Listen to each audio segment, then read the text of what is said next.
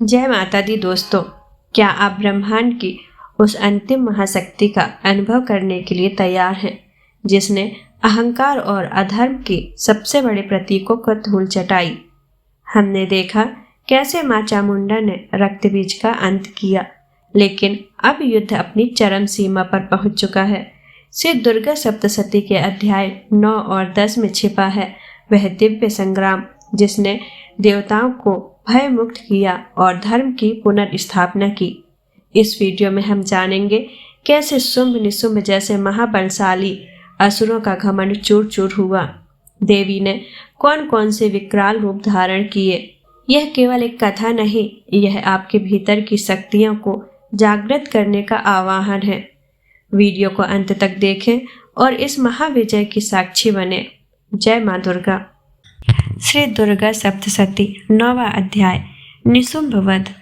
राजा ने कहा, हे ऋषिराज, आपने रक्त बीज के वध से संबंध रखने वाला वृतांत मुझे सुनाया। अब मैं रक्त बीज के मरने के पश्चात क्रोध में भरे हुए शुंभ व निशुंभ ने जो किया वह सुनना चाहता हूँ। महर्षि मेधा ने कहा, रक्त बीज के मारे जाने पर शुंभ और निशुंभ को बड़ा क्रोध आया और अपनी बहुत बड़ी सेना का इस प्रकार सर्वनाश होते देखकर निशुंभ देवी पर आक्रमण करने के लिए दौड़ा। उसके साथ बहुत से बड़े बड़े असुर देवी को मारने के वास्ते दौड़े और महापराक्रमी शुंभ अपनी सेना सहित चंडिका को मारने के लिए बढ़ा। फिर शुंभ और निशुंभ का देवी से घोर युद्ध होने लगा और वह दोनों असुर इस प्रकार देवी पर बाण फेंकने लगे जैसे मेघों से वर्षा हो रही हो। उन दोनों के चलाए हुए बाणों को देवी ने अपने बाणों से काट डाला और अपने शस्त्रों की वर्षा से उन दोनों दैत्यों को चोट पहुंचाई। निशुंभ ने तीक्ष्ण तलवार और चमकती हुई ढाल लेकर देवी के सिंह पर आक्रमण किया।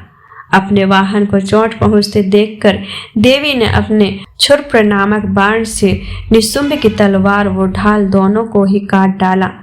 तलवार और ढाल कट जाने पर निशुंभ ने देवी पर शक्ति से प्रहार किया। देवी ने अपने चक्र से उसके 2 टुकड़े कर दिए।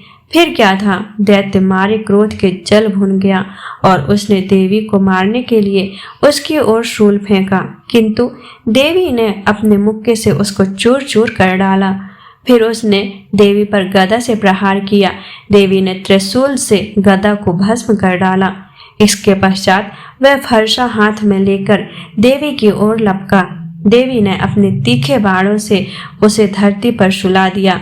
अपने पराक्रमी भाई निशुंभ की इस प्रकार से मरने पर शुंभ क्रोध में भरकर देवी को मारने के लिए दौड़ा। वह रथ में बैठा हुआ उत्तम आयुधों से सुशोभित अपने 8 बड़ी बड़ी भुजाओं से सारे आकाश को ढके हुए था। शुंभ को आते देखकर देवी ने अपना शंख बजाया और धनुष की टंकोर का भी अत्यंत दुस्साह शब्द किया। साथ ही अपने घंटे के शब्द से, जो कि संपूर्ण दैत्य सेना के तेज को नष्ट करने वाला था, संपूर्ण दिशाओं में व्याप्त कर दिया। इसके पश्चात देवी के सिंह ने भी अपनी दहाड़ से, जिसे सुन बड़े बड़े बलवानों का मद चूर चूर हो जाता था, आकाश, पृथ्वी और 10 दिशाओं को पूरित कर दिया। फिर आकाश में उछलकर काली ने अपने दांतों तथा हाथों को पृथ्वी पर पटका। उसके ऐसा करने से ऐसा शब्द हुआ जिससे कि उससे पहले के सारे शब्द शांत हो गए। इसके पश्चात शिवदूती ने असुरों के लिए भय उत्पन्न करने वाला अट्टहास किया, जिसे सुनकर दैत्य थर्रा उठे और शुंभ को बड़ा क्रोध हुआ। फिर अंबिका ने उसे, अरे दुष्ट, खड़ा रह कहा तो आकाश से सभी देवता जय हो बोल उठे। शुंभ ने वहां आकर ज्वालाओं से युक्त एक अत्यंत भयंकर शक्ति छोड़ी, जिसे आते देखकर देवी ने अपनी महोल्लिका नामक शक्ति से काट डाला। हे राजन, फिर शुंभ के सिंहनाद से तीनों लोक व्याप्त हो गए और उसकी प्रतिध्वनि से ऐसा घोर शब्द हुआ जिसने इससे पहले के सब शब्दों को जीत लिया। शुंभ के छोड़े बाणों को देवी ने और देवी के छोड़े बाणों को शुंभ ने अपने बाणों से काट सैकड़ों और हजारों टुकड़ों में परिवर्तित कर दिया। इसके पश्चात जब चंडिका ने क्रोध में भर शुंभ को त्रिशूल से मारा तो वह मूर्छित होकर पृथ्वी पर गिर पड़ा। जब उसकी मूर्छा दूर हुई तो वह धनुष लेकर आया और अपने बाणों से उसने देवी काली तथा सिंह को घायल कर दिया। फिर उस राक्षस ने 10,000 भुजाएं धारण करके चक्र आदि आयुधों से देवी को आच्छादित कर दिया। तब भगवती दुर्गा ने कुपित होकर अपने बाणों से उन चक्रों तथा बाणों को काट डाला। यह देखकर निशुंभ हाथ में गदा लेकर चंडिका को मारने के लिए दौड़ा। उसके आते ही देवी ने तीक्ष्ण धार वाले खड्ग से उसकी गदा को काट डाला।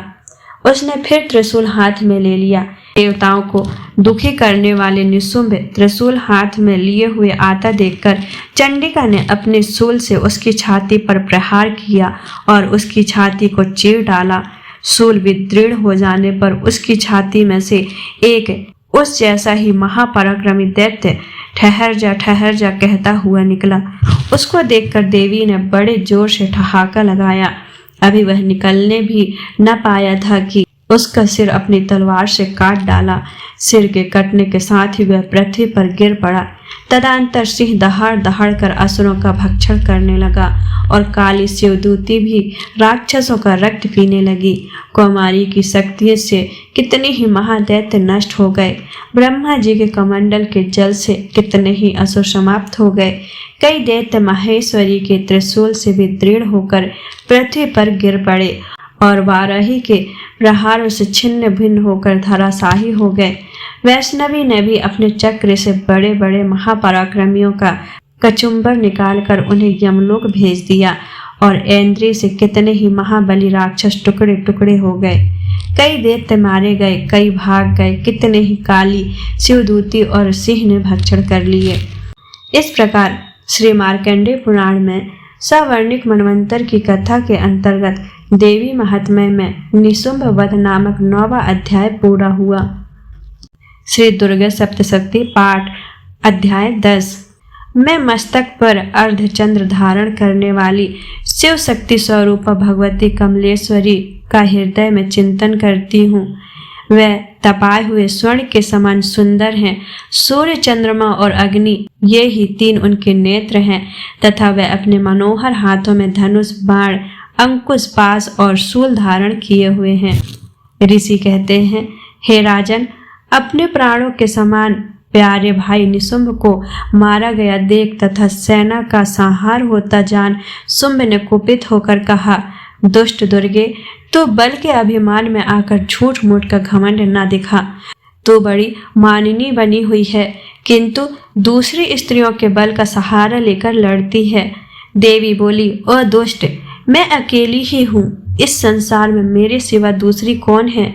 देख, ये मेरी ही विभूतियां हैं, अतः मुझ में ही प्रवेश कर रही हैं। तदंतर ब्रह्माणी आदि समस्त देवियां अंबिका देवी के शरीर में लीन हो गई। उस समय केवल अंबिका देवी ही रह गई। देवी बोली, मैं अपनी ऐश्वर्य शक्ति से अनेक रूपों में यहाँ उपस्थित थी। उन सब रूपों को मैंने समेट लिया। अब अकेली ही युद्ध में खड़ी हूँ। तुम भी स्थिर हो जाओ। ऋषि कहते हैं, तदंतर देवी और शुंभ दोनों में सब देवताओं तथा दानवों के देखते देखते भयंकर युद्ध छिड़ गया। बाणों की वर्षा तथा तीखे शस्त्रों एवं तारुण अस्त्रों के प्रहार के कारण उन दोनों का युद्ध सब लोगों के लिए बड़ा भयानक प्रतीत हुआ। उस समय अंबिका देवी ने जो सैकड़ों दिव्य अस्त्र शस्त्र छोड़े, उसे दैत्यराज शुंभ ने उनके निवारक अस्त्रों द्वारा काट डाला। इसी प्रकार शुंभ ने भी जो दिव्य अस्त्र चलाए, उन्हें परमेश्वरी ने भयंकर हुंकार शब्द के उच्चारण आदि द्वारा खेल खेल में ही नष्ट कर डाला। तब उस असुर ने सैकड़ों बाणों से देवी को आच्छादित कर दिया। यह देख क्रोध में भरी हुई उन देवी ने भी बाण मारकर उसका धनुष काट डाला। धनुष कट जाने पर फिर दैत्यराज ने शक्ति हाथ में ली, किंतु देवी ने चक्र से उसके हाथ की शक्ति को भी काट गिराया। तत्पश्चात दैत्यों के स्वामी शुंभ ने 100 चांद वाली चमकती हुई ढाल और तलवार हाथ में ले उस समय देवी पर धावा किया। उसके आते ही चंडिका ने अपने धनुष से छोड़े हुए तीखे बाणों द्वारा उसकी सूर्य किरणों के समान उज्जवल ढाल और तलवार को तुरंत काट दिया। फिर उस दैत्य के घोड़े और सारथी मारे गए। धनुष तो पहले ही कट चुका था। अब उसने अंबिका को मारने के लिए उद्यत हो भयंकर मुदगर हाथ में लिया। उसे आता देख देवी ने अपने तीक्ष्ण बाणों से उसका मुदगर भी काट डाला, जिस पर भी वह असुर मुक्का तानकर बड़े वेग से देवी की ओर झपटा। उस दैत्यराज ने देवी की छाती में मुक्का मारा। तब उन देवी ने भी उसकी छाती में एक चांटा जड़ दिया। देवी का थप्पड़ खाकर दैत्यराज शुंभ पृथ्वी पर गिर पड़ा, किंतु पुनः साहस पूर्वक उठकर खड़ा हो गया। फिर वह उछला और देवी को ऊपर ले जाकर आकाश में खड़ा हो गया। तब चंडिका आकाश में बिना किसी आधार के ही शुंभ के साथ युद्ध करने लगी। उस समय दैत्य और चंडिका आकाश में एक दूसरे से लड़ने लगे। उनका वह युद्ध सिद्ध और मुनियों को विस्मय में डालने वाला हुआ। फिर अंबिका ने शुंभ के साथ बहुत देर तक युद्ध करने के पश्चात उसे उठाकर घुमाया और पृथ्वी पर पटक दिया। पटके जाने पर पृथ्वी पर आने के बाद वह दुष्ट आत्मा दैत्य पुनः चंडिका का वध करने के लिए उनकी ओर बड़े वेग से दौड़ा। तब समस्त दैत्यों के राजा शुंभ को अपनी ओर आते देख देवी ने त्रिशूल से उसकी छाती छेद कर उसे पृथ्वी पर गिरा दिया। देवी के शूल के धार से घायल होने पर उसके प्राण पखेरु उड़ गए और वह समुद्रों, द्वीपों तथा पर्वतों सहित समूची पृथ्वी को कपाता हुआ भूमि पर गिर पड़ा। उस दुरात्मा के मारे जाने पर संपूर्ण जगत प्रसन्न एवं पूर्ण स्वस्थ हो गया तथा आकाश स्वच्छ दिखाई देने लगा। पहले जो उत्पात सूचक मेघ और उल्कापात होते थे वह सब शांत हो गए तथा उस दैत्य के मारे जाने पर नदियां भी ठीक मार्ग से बहने लगी। उस समय शुंभ की मृत्यु के बाद संपूर्ण देवताओं का हृदय हर्ष से भर गया और गंधर्व गण मधुर गीत गाने लगे। दूसरे गंधर्व बाजा बजाने लगे और अप्सराएं नाचने लगी। पवित्र वायु बहने लगी। सूर्य की प्रभा उत्तम हो गई। अग्निशाला की बुझी हुई आग अपने आप प्रज्वलित हो उठी तथा संपूर्ण दिशाओं के भयंकर शब्द शांत हो गए। इस प्रकार श्री मार्कंडेय पुराण में सवर्णिक मनवंतर की कथा के अंतर्गत देवी महात्म्य में शुंभ वध नामक 10वां अध्याय पूरा हुआ। तो यह था श्री दुर्गा सप्तशती के अध्याय 9 और 10 का वह अविस्मरणीय संग्राम, जहां मां भगवती ने शुंभ और निशुंभ का वध कर धर्म की विजय पताका फहराई। यह कथा हमें सिखाती है कि चाहे कितनी भी बड़ी चुनौती क्यों ना हो, सत्य और धर्म की हमेशा जीत होती है। यह अध्याय हमें यह भी विश्वास दिलाता है कि मां दुर्गा सदैव अपने भक्तों की रक्षा के लिए तत्पर रहती हैं। यदि इस महाविजय की कथा ने आपके मन में श्रद्धा और शक्ति का संचार किया हो तो इस वीडियो को लाइक करें और उन सभी के साथ शेयर करें जिन्हें शक्ति और प्रेरणा की आवश्यकता है। ऐसे ही पौराणिक कथाओं और धार्मिक ज्ञान से भरपूर वीडियो के लिए हमारे चैनल को सब्सक्राइब करना ना भूलें और बेल आइकन अवश्य दबाएं। कमेंट बॉक्स में जय मां दुर्गा लिखकर मां का आशीर्वाद प्राप्त करें। हम जल्द ही मिलेंगे दुर्गा सप्तशती के अगले अध्याय में। तब तक के लिए मां दुर्गा की कृपा आप पर बनी रहे। जय मां दुर्गा।